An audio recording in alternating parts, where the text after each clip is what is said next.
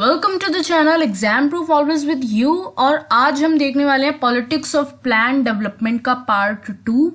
अगर आप पूरे चैप्टर का एक्सप्लेनेशन चाहते हैं तो डिस्क्रिप्शन बॉक्स में जो लिंक है उस पर क्लिक कीजिएगा। Let's start with the first 5 year plan. अब देखो, पिछले पार्ट में मैंने आपको ये बताया था कि गवर्नमेंट, अब सबने कह दिया था कि गवर्नमेंट हमारे लिए अगले 5 साल का प्लान बनाए कि किस तरह से गवर्नमेंट खर्च करेगी और कैसे इनकम आएगी, वो सब कुछ हो और हम लोग किसी पर्टिकुलर फील्ड में बहुत ज़्यादा अच्छे गेन्स कर सकें, है ना। तो अब पहला 5 ईयर प्लान जो बना था वो इसलिए बना था ताकि लोग गरीबी से निकल आए। तो के.एन. राज, जो कि एक यंग इकोनॉमिस्ट थे, इनकी लीडरशिप में ये प्लान ड्राफ्ट हुआ था और इन्होंने कहा था कि अभी इंडिया को जो शुरू के 20 साल है उसके अंदर धीरे धीरे आगे बढ़ना चाहिए। अगर हम बहुत ज़्यादा तेज आगे बढ़ेंगे, बहुत ज़्यादा फास्ट रेट ऑफ डेवलपमेंट करेंगे तो हमारी डेमोक्रेसी तक को भी खतरा हो सकता है। तो ये चीज़ के.एन. राज ने कही, जिन्होंने फर्स्ट 5 ईयर प्लान बनाया था। फर्स्ट 5 ईयर प्लान बना था मेनली एग्रीकल्चरल सेक्टर के लिए और लोगों को गरीबी से बाहर निकालने के लिए। एग्रीकल्चरल सेक्टर में मेनली इन्वेस्टमेंट्स की गई डैम्स और इरिगेशन पर्पस के लिए। बहुत सारे बड़े बड़े डैम्स बनाए गए क्योंकि डैम्स में खर्चा बहुत होता है और ये किसी इट्स नॉट दैट कि कोई भी व्यक्ति डैम बना लेगा, मतलब बहुत ज़्यादा पैसे की ज़रूरत होती है। तो सरकार को ही आगे आना था और इस पर पैसा लगाना था। तो काफ़ी सारे फाउंडेशंस रखी गई, जैसे भाखरा नंगल डैम बना। एक्चुअली एग्रीकल्चर क्या है, एग्रीकल्चर का बहुत नुकसान हुआ था पार्टीशन की वजह से। बहुत ज़्यादा एग्रीकल्चर बहुत ज़्यादा डूब गया था और अर्जेंट अटेंशन भी मांगता था। इसके अलावा हमारी कंट्री भी उस वक्त बहुत ज़्यादा एग्रीकल्चरल बेस्ड ही थी, एग्रेरियन बेस्ड ही थी। तो कहीं ना कहीं एक इम्पॉर्टेंट था कि एग्रीकल्चर में इन्वेस्टमेंट की जाए ताकि लोग गरीबी से भी बाहर आएं और हम लोग एग्रीकल्चर में अच्छे गेन्स भी ले सकें। अब इन्वेस्टमेंट्स तो इन 5 ईयर प्लान में करनी थी। इसके अलावा जो मेन विलेन था ना एग्रीकल्चरल सेक्टर का, वो थे लैंड की जिस तरह से डिस्ट्रीब्यूशन हो रखा था। बड़े बड़े जमींदारों के पास अथाह लैंड थी, मतलब मैक्सिमम लैंड थी और वो वहाँ के जो वर्कर्स है उनका खून चूस रहे थे। मतलब इन द सेंस कि हमारी कंट्री में क्योंकि पहले क्या है, अंग्रेजों के टाइम पर हमारी कंट्री में जमींदारी सिस्टम वगैरह वगैरह। तो अभी हम आगे देखेंगे कि क्या क्या लैंड रिफॉर्म्स किए। तो ये नेक्स्ट पार्ट में मैं आपको बताऊंगी कि किस किस तरह से लैंड की प्रॉब्लम आती थी और क्या क्या रिफॉर्म्स हुए। तो सबसे बड़ा मेन विलेन ही यही था। तो फर्स्ट 5 ईयर प्लान में ये सोचा गया कि लैंड रिफॉर्म्स भी हमें करने हैं क्योंकि बहुत ज़रूरी है, अदरवाइज बड़ी प्रॉब्लम हो जाएगी और एग्रीकल्चर कभी सुधर ही नहीं पाएगा। तो एक तो इन्वेस्टमेंट्स की गई, एक लैंड रिफॉर्म्स किए गए और एग्रेरियन सेक्टर पर ज़्यादा ध्यान दिया गया। अब एक जो बेसिक एम था ना प्लानर्स का, वो ये था कि हम लोग अपनी नेशनल इनकम बढ़ाएं, जीडीपी बढ़ाएं, अपनी इकोनॉमी को थोड़ा सस्टेन करने की कोशिश करें। अब नेशनल इनकम तभी बढ़ेगी जब सेविंग्स होगी। देखो, उन लोगों को ये जो पैराग्राफ समझने में थोड़ा सा हायर वो रहेगा जिन्होंने अभी इकोनॉमिक्स भी पढ़ रखी है। थोड़ी सी इकोनॉमिकल टर्म्स है तो थोड़ा सा टेक्निकल है, इसको बड़ी आराम से समझना। देखो, जो नेशनल इनकम है वो तब बढ़ेगी जब लोग पैसा सेव करेंगे और खर्चा भी करेंगे, लेकिन सेव जितना करेंगे ना उतनी ज़्यादा नेशनल इनकम हमारी बढ़ेगी। लेकिन अब प्रॉब्लम ये आ रही थी कि वो सेव क्या करेंगे जबकि वो खर्चा ही बहुत कम कर रहे हैं। इन द सेंस वो कोई बेकार की चीज़ों पे खर्चा नहीं हो रहा है, बहुत ही ज़्यादा बेसिक नीड्स पर खर्चा हो रहा है। अब अगर कोई व्यक्ति सिर्फ अपने 2 वक्त के खाने पे खर्चा कर रहा है या और भी बहुत थोड़ा बहुत कपड़े के लिए और इन चीज़ों के लिए, मतलब मिनिमम खर्चा कर रहा है, अब वो बचाएगा कैसे जब वो खर्चा ही इतना कम कर रहा है कि बचाने की कोई गुंजाइश ही नहीं है। उस वक्त हमारे साथ यही हो रहा था। हम चाह तो ये रहे थे कि हम लोग थोड़ा बचत करें ताकि हमारी नेशनल इनकम जो है वो बढ़ जाए, मगर बचत हो ही नहीं रही थी क्योंकि लोग इतना ज्यादा खर्चा कर ही नहीं रहे थे। अब उस खर्चे को और कम नहीं किया जा सकता था। अगर उस खर्चे को और कम कर दे तो मतलब लाइफ की प्रॉब्लम आ जाती ना। पहले ही बहुत मिनिमम कर रहे हैं वो लोग, सिर्फ खाने पीने पे और थोड़ी बहुत जो बेसिक चीजें हैं उस पर। अब प्लानर्स ने सोचा कि हम लोगों को सेविंग्स को बढ़ाना पड़ेगा। मगर जो टोटल कैपिटल स्टॉक था और इन्वेस्टमेंट्स वगैरह थी वो कंट्री की बहुत ज़्यादा कम थी। और जो एम्प्लॉयबल पीपल थे, total number of employable people यानी कि वो लोग जिनको जॉब्स चाहिए, वो ज़्यादा थे। और इन्वेस्टमेंट और टोटल कैपिटल स्टॉक बहुत कम था। फाइनली ये सब सिचुएशन में हम थे। हम लोग अपने नेशनल इनकम बढ़ाना चाह रहे थे, लेकिन कंट्री की सिचुएशन इतनी खराब और पुअर थी कि हम लोग उसको उतना ज़्यादा हमको थोड़ा टाइम लगा कि थोड़े टाइम बाद लोगों की सेविंग्स बढ़ी फर्स्ट फेज में और until the end of the third 5 year plan. मगर 1960s और 70s में वापस से सेविंग्स गिर गई। So let's see now the rapid industrialisation. जो सेकेंड 5 ईयर प्लान है उसमें हैवी इंडस्ट्रीज पर फोकस किया गया। पहले 5 ईयर प्लान में किस पर फोकस किया गया था? एग्रीकल्चर पर। सेकेंड 5 ईयर प्लान पे हैवी इंडस्ट्रीज। जो उनके लीडर थे जिन्होंने ये प्लान ड्राफ्ट किया वो थे DC महाराज। और पहला जो प्लान था ना उसमें तो पेशेंस था, धैर्य था और एग्रीकल्चर को बढ़ाना था। सेकेंड प्लान में एक स्ट्रक्चरल क्विक ट्रांसफॉर्मेशन था by making change simultaneously in all possible direction.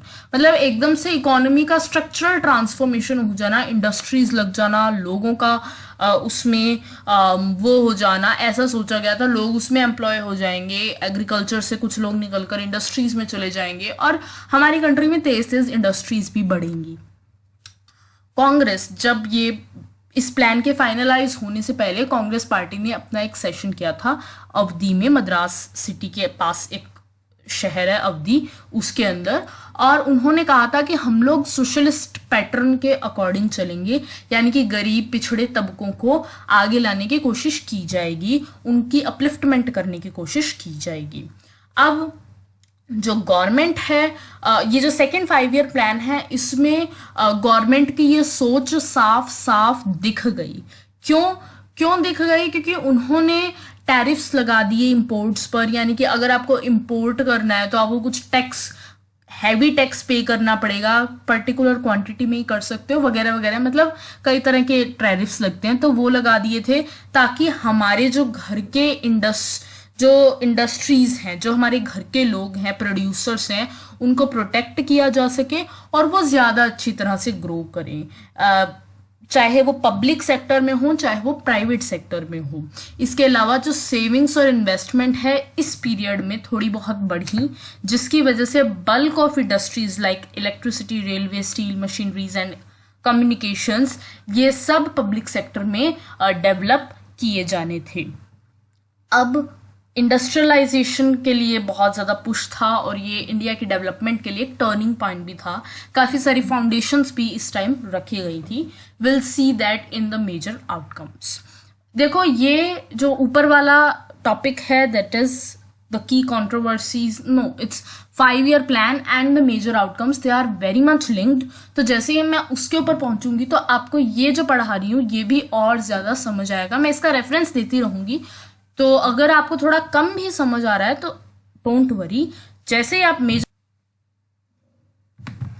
soon able to understand that. Okay.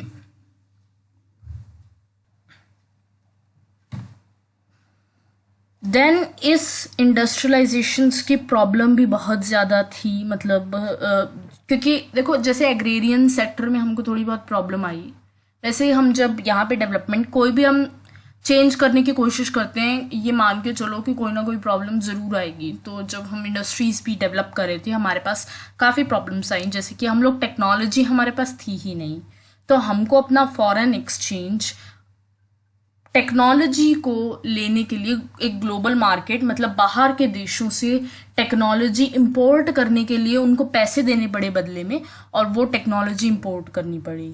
इसके अलावा ये जो इंडस्ट्रीज़ हैं, जब इंडस्ट्रीज़ पर पैसा लगाया गया तो इससे हुआ क्या कि एग्रीकल्चर पे पैसा थोड़ा कम लगाया गया, जिसकी वजह से फूड शॉर्टेज हो गई, क्योंकि उस वक्त बड़ी फेमाइंस आई, भुखमरियाँ आई, बहुत प्रॉब्लम हुई, क्योंकि सारा पैसा इंडस्ट्रीज पे लगा दिया और एग्रीकल्चर अभी तक भी उभर रहा था उस चीज से। तो अब फूड शॉर्टेज का भी खतरा मंडरा रहा था। इसके साथ ही एग्रीकल्चर और इंडस्ट्री को बैलेंस करना रियली डिफिकल्ट था। थर्ड 5 ईयर प्लान में भी मेन ज़्यादा कुछ डिफरेंस था नहीं सेकंड 5 ईयर प्लान से, यानी कि थर्ड 5 ईयर प्लान में भी दिमाग हमारा सारा इंडस्ट्रीज में था एग्रीकल्चर को छोड़ करके। अब क्रिटिक्स काफ़ी सारे थे, वो ये कहते कि इंडस्ट्रीज को जानबूझ करके प्रायोरिटी दी जा रही है एग्रीकल्चर के ऊपर, मतलब एग्रीकल्चर को तो बढ़ाया नहीं जा रहा, इंडस्ट्रीज को जानबूझ के बहुत ज़्यादा बढ़ाया जा रहा है और एग्रीकल्चर पे ध्यान नहीं दिया जा रहा। इसके अलावा कुछ लोग चाहते थे कि एग्रीकल्चर रिलेटेड इंडस्ट्रीज हों, ताकि एग्रीकल्चर का भी फायदा हो, इंडस्ट्री का भी, और हम लोग हैवी इंडस्ट्री जैसे कि स्टील वाली वगैरह वगैरह मशीनरीज और ये सब नहीं लगाएं। अभी हमें एग्रीकल्चरल रिलेटेड इंडस्ट्रीज पर ही फोकस ओके।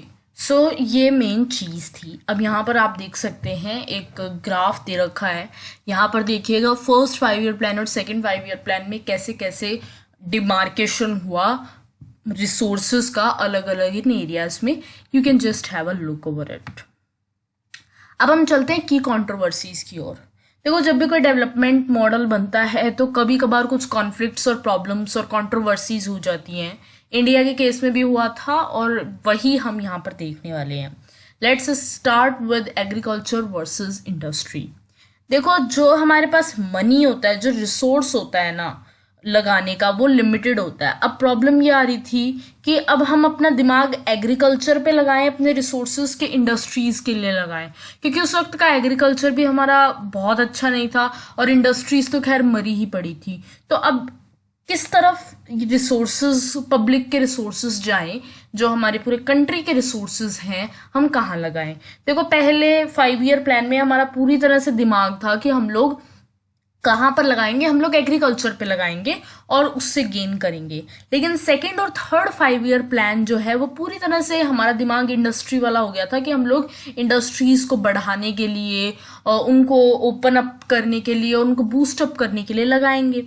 अब हुआ क्या, इससे हमने पैसा लगा दिया इंडस्ट्री की ओर, तो कहीं ना कहीं जो एग्रीकल्चर सेक्टर है उसको प्रॉब्लम्स आनी शुरू हो गई, क्योंकि वो अभी भी अपनी उसी स्टेज में था। उसको कुछ अभी उस पर ध्यान देना और बहुत ज़्यादा ज़रूरत थी हमको, और ग्रीन रेवोल्यूशन आने से पहले तो बहुत ही ज़्यादा ज़रूरत पड़ रही थी। लोग भुखमरी से मर रहे थे, फूड शॉर्टेज हो रही थी, हमको इम्पोर्ट करना पड़ रहा था, तो बड़ी टेंशन थी। तो इस वजह से क्या हुआ, पैसा हमने जो इंडस्ट्री की ओर लगा दिया, तो एग्रीकल्चर और हमारा जो गाँव है जहाँ पर होता ही एग्रीकल्चर है, उनको बहुत ज़्यादा प्रॉब्लम आ रही थी।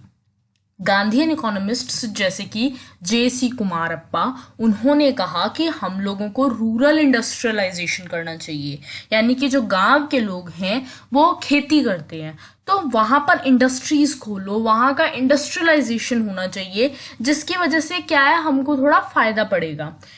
चौधरी चरण सिंह, जो कि कांग्रेस के लीडर थे लेकिन बाद में उन्होंने भारतीय लोक दल बना ली, उन्होंने कहा कि जो एग्रीकल्चर है उस पर ध्यान देना चाहिए इंडिया को, और जो ये आप लोग इंडस्ट्रियल अपना दिमाग लगा रहे हो इंडस्ट्रीज को बढ़ाने के लिए और अर्बन लोगों को और जो शहरी लोगों को बढ़ाने के लिए, ये आप किस किस टेक पे कर रहे हो, ये आप डेवलपमेंट किसका खून चूस के कर रहे हो, जो कि फार्मर्स हैं, किसान हैं, और जो गांव की पॉपुलेशन है उनको तो आप मतलब उनका तो आप खून चूस रहे हो, उनको तो आप परेशान कर रहे हो, और उनकी परेशानी लेकर मोल आप अर्बन और इंडस्ट्रियल सेक्शन की प्रोस्पेरिटी कर रहे हो, उनका भला कर रहे हो। तो उन्होंने कहा कि हमें अपना पूरा दिमाग एग्रीकल्चर पे लगाना चाहिए।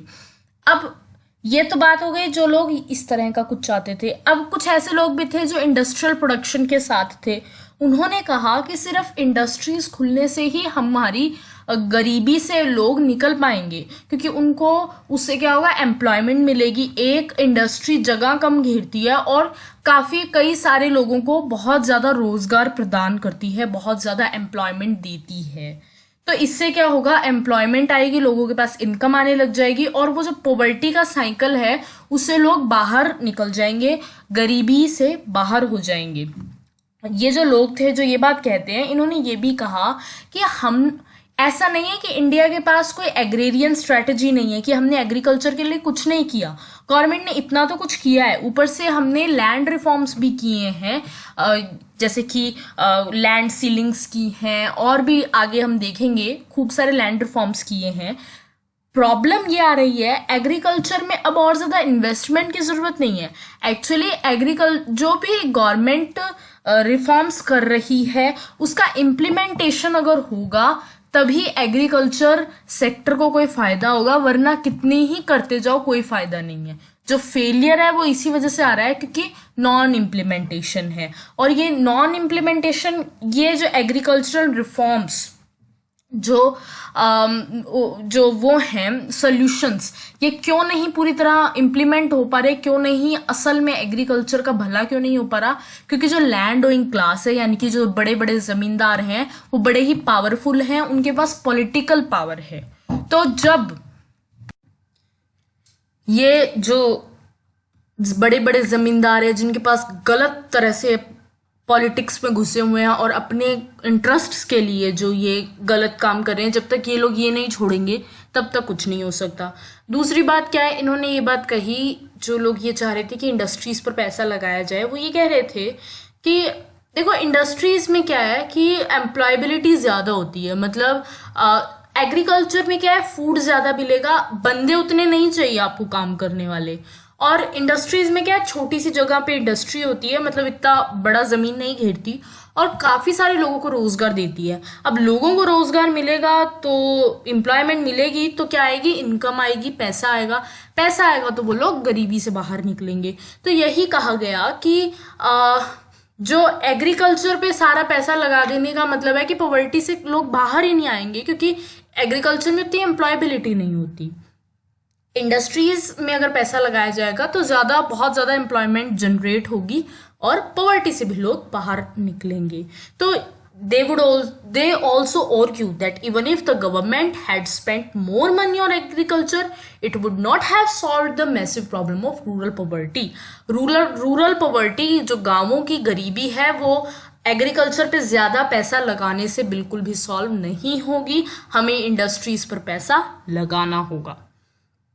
ये आपने पहली कंट्रोवर्सी पढ़ी जिसमें कि एग्रीकल्चर वर्सेस इंडस्ट्री था। अब यहाँ पर हम दूसरी कंट्रोवर्सी देखेंगे, पब्लिक वर्सेस प्राइवेट सेक्टर। देखो, जब हमारा इंडिया इंडिपेंडेंट हुआ, हमारे पास दो चॉइसेस थी, या तो हम यूएसए जैसा मॉडल अपना लें जिसके अंदर की सारा जो प्रोडक्शन है वो प्राइवेट लोग करते हैं, मतलब सरकार का होल्ड नहीं होता लोगों पर। किसी जैसे एग्रीकल्चर है वो भी लोगों का अपना, लोगों की अपनी ज़मीन है, लोग उसके ऊपर कर रहे हैं। लेकिन सोशलिज्म में क्या होता है, ज़मीन सरकार की होती है, लोग उसके ऊपर काम करते हैं। तो सोशलिज्म में कोई भी प्राइवेट प्रॉपर्टी नहीं होती। It's not only of agriculture, जितने भी हैं, जो भी और भी चीज़ें हैं जहाँ पर भी डेवलपमेंटल काम हो रहा है और हमारी इकोनॉमी जिससे भी चल रही है, यूएस में क्या होता है, सारा प्राइवेट हाथों पे छोड़ा हुआ है। सोशलिस्ट मॉडल जो यूएसएसआर का है उसके अंदर क्या था कि प्राइवेट प्रॉपर्टी आपकी होगी ही नहीं, सारा होल्ड सरकार का होगा, जितने भी जहां भी प्रोडक्शन हो रहा है वो सारी चीज सरकार की होगी, आपको कोई प्राइवेट प्रॉपर्टी नहीं मिलेगी, आपको सरकार की ओनरशिप पर काम करना होगा। जबकि ओनरशिप यूएस वाले मॉडल में किसी प्राइवेट बंदे की होती है, सरकार की नहीं होती। इंडिया ने क्या किया, इंडिया ने मिक्स्ड इकोनॉमी अपनाई। इंडिया ने ना तो कैपिटलिज्म अपनाया ना सोशलिज्म अपनाया, कैपिटलिज्म सोशलिज्म को मिक्स कर दिया, जिसको हम बोलते हैं मिक्स्ड इकोनॉमी। अब यहाँ पर ध्यान से देखोगे तो हमारा एग्रीकल्चर, ट्रेड, इंडस्ट्री, ये सब हमने प्राइवेट हाथों में छोड़ दिया कि हाँ, अगर आपको एग्रीकल्चर करना है तो आप अपनी ज़मीन रख सकते हो, मतलब आपकी एक प्राइवेट बंदे की, सरकार की ज़मीन नहीं होगी, एक प्राइवेट बंदे की ज़मीन होगी। आज तक आपने इंडिया में ऐसा तो नहीं देखा ना कभी हुआ हो कि सरकार की सारी ज़मीनें हैं जहाँ पर लोगों को खेती करनी है, ऐसा नहीं हुआ है ना। एग्रीकल्चर में प्राइवेट बंदे की ज़मीन होती थी। सेम इसी तरह ट्रेड और इंडस्ट्री भी प्राइवेट हाथों में छोड़ दी। देन सरकार ने क्या कंट्रोल किया, कुछ हैवी इंडस्ट्रीज जैसे कि steel, iron and steel, then railways, ये कुछ ऐसे सेक्टर्स थे जो हमारी सरकार ने कंट्रोल किए, ना कि उनको प्राइवेट हाथों में छोड़ा। हालांकि अब रेलवेज का धीरे धीरे प्राइवेटाइजेशन होने की ओर है। अब ये जो मॉडल था हमारा मिक्स्ड मॉडल, इसमें क्या है, क्रिटिसिज्म हुआ बहुत ज़्यादा। जो लोग प्राइवेट सेक्टर के ज़्यादा क्लोज थे, जो उनकी बात करते थे, उन्होंने ये कहा कि गवर्नमेंट ने ऐसी कंडीशन प्राइवेट सेक्टर के लिए रखी नहीं है कि वो ग्रो कर सके। मतलब ठीक है, आपने प्राइवेट मतलब हमारे हाथों में ओनरशिप तो दे दी, लेकिन आपने इतना स्पेस ही हमको नहीं दिया कि हम लोग डेवलप भी कर सकें। आपने इतने ज़्यादा रिस्ट्रिक्शंस लगा रखे हैं कि पूछो मत, जो कि सही नहीं है। हमको और ज़्यादा डेवलप करना होगा। इतनी ज़्यादा लाइसेंसेस, परमिट्स, इन्वेस्टमेंट्स के लिए बहुत प्रॉब्लम है। इतना ज़्यादा करप्शन हो रहा है ना, इस वजह से स्टेट जो गवर्नमेंट है ज़रूरत से ज़्यादा ही कंट्रोल कर रही है, और इस ज़रूरत से ज़्यादा कंट्रोल करने की वजह से बहुत ज़्यादा इनएफिशिएंसी हो रही है, करप्शन हो रहा है, भ्रष्टाचार हो रहा है। और दूसरी बात ये कि जो स्टेट है ना, देखो पहले क्या था, 1991 से पहले तक जो हमारे डोमेस्टिक, जो हमारे घर के, जो हमारे इंडिया के प्रोड्यूसर है, उनको बचाया जाता था फॉरेन कंपटीशन से, ताकि वो लोग सस्टेन कर सकें। अगर बाहर से कंपटीशन आ जाए तो शायद वो उस तरह से सीख नहीं पाएंगे काम, ऐसा सोचा गया था। इसीलिए क्या था कि बाहर के जो प्रोड्यूसर्स हैं उनको बहुत जैसे रिस्ट्रिक्शंस लगा रखे थे इंडिया में ट्रेड करने के लिए। अब इससे हुआ क्या, बाहर के वो लोग आए नहीं यहाँ पर। अब यहाँ नहीं आए तो कंपनीज, प्राइवेट कंपनीज जो थी, उनके पास कोई इंसेंटिव ही नहीं रह गया कि वो अपने प्रोडक्ट्स को इम्प्रूव करें। यानी कि अगर आपके पास कोई कंपटीशन ही नहीं होगा बाहर से, अगर बाहर से कोई कंपनी आके आपके साथ कॉम्पीट ही नहीं करेगी, तो आप क्यों अपने प्रोडक्ट को अच्छा बनाने की कोशिश करोगे ताकि वो ज़्यादा बिके। आपको क्या है, लोगों ने खरीदना तो उसी एक प्राइवेट कंपनी, जो एक कंपनी बनी हुई है या दो कंपनी है, खरीदना तो उन्हीं से है। कोई कंपटीशन ही नहीं है ज़्यादा, तो ठीक है, हमने प्रोडक्ट भी इम्प्रूव नहीं करना, क्योंकि झक मार के लोग उन्हीं के पास आएंगे। तो इसकी वजह से क्या हुआ, प्रोडक्ट इम्प्रूव नहीं हुए, और ये कोशिश नहीं की गई कि उनको और सस्ता किया जाए उन प्रोडक्ट्स को, ताकि लोग ज़्यादा खरीदें। तो कहीं ना कहीं ये प्रॉब्लम थी। जैसे आप अपने जो मम्मी पापा हैं उनसे ये बात पूछ सकते हैं कि पहले एक टाइम हुआ करता था जब जो गाड़ियां हैं, जो कार हैं, जब आई थी, तब इंडिया में सिर्फ मारुति चलती थी, और एक I think it was fiat ambassador. मतलब दो तरह की गाड़ियां थी, सिर्फ वही चलती थी। और आज जब ग्लोबलाइजेशन, हम इतना ज़्यादा इंटीग्रेटेड हो गए हैं, तो रोज़ नई गाड़ी निकलती है, रोज़ नई कंपनी आती है। सो इससे कहीं ना कहीं एक नुकसान प्रोटेक्शनिस्ट पॉलिसी का हो रहा था हम पर। देन इज क्रिटिक्स वो भी थे जो कि पब्लिक सेक्टर की बात करते थे। पब्लिक सेक्टर वाले क्रिटिक्स कहते थे कि जो पब्लिक एजुकेशन है और हेल्थ केयर है, जो लोगों की एजुकेशन, हेल्थ केयर, उस पर गवर्नमेंट स्पेंड ही नहीं कर रही। मतलब कि गवर्नमेंट को जितना मनी इन्वेस्ट करना चाहिए एजुकेशन और हेल्थ पर, गवर्नमेंट नहीं लगा रही। और गवर्नमेंट सिर्फ उसी एरिया में जा रही है जहां पर प्राइवेट सेक्टर नहीं जा सकता। गवर्नमेंट हेल्प कर रही है प्राइवेट सेक्टर को प्रॉफिट कमाने में, मतलब भला करने के बजाय प्राइवेट सेक्टर को प्रॉफिट कमाने का कर रही है। सिर्फ वहीं गवर्नमेंट जा रही है जहां जहां प्राइवेट सेक्टर नहीं जा सकता है, ऐसा इन लोगों ने कहा। और ये कहा कि ये गवर्नमेंट गरीबों की मदद नहीं कर रही है, ये गवर्नमेंट एक ऐसा मिडिल क्लास उठा रही है जो कि ज़्यादा सैलरीज जिनको मिल रही है और उनकी अकाउंटेबिलिटी इतनी नहीं है। मतलब ऐसे गवर्नमेंट की जो रन इंस्टीट्यूशंस हैं, इसमें कुछ ऐसे लोग काम कर रहे हैं जो कि ज़्यादा पैसा कमाते हैं, लेकिन उतना ऑफर नहीं करते, उतनी वैल्यू ऑफर नहीं करते, उतना काम नहीं कर रहे हैं, और ना ही उनकी उतनी रिलायबिलिटी रह पा रही है। So this was the second controversy. And this is the end of this video. In the next video, we'll see about major outcomes and then we'll end this chapter. So this is the end of this video. Thanks for watching it.